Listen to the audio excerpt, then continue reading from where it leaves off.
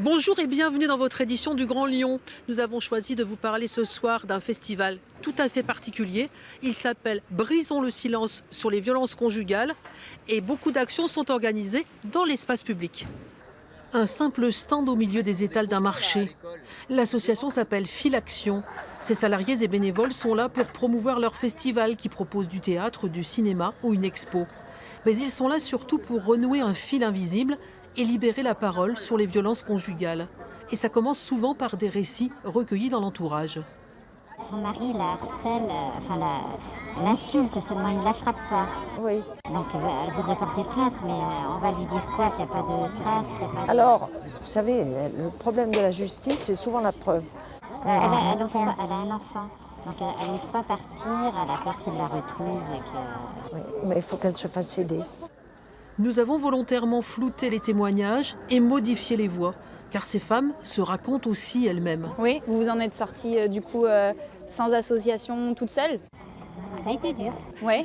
mais voilà, mais j'ai des séquelles.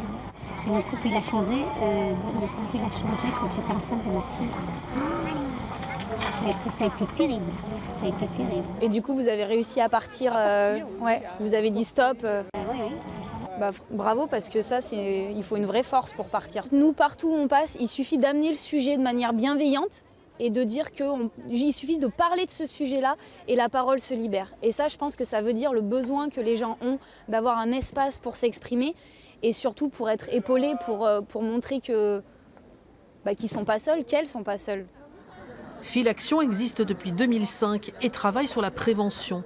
En France, une femme sur 10 est victime de violences conjugales. Mais la parole, elle, tend à se libérer. On a des personnes qui, effectivement, parlent plus spontanément parce qu'elles pensent qu'elles peuvent, qu'elles ont le droit. Et puis elles comprennent que c'est pas normal, ce qu'elles vivent n'est pas normal et qu'elles peuvent être soutenues. Le 24 novembre, un grand rassemblement baptisé les Femmes en Blanc aura lieu dans les rues de Lyon.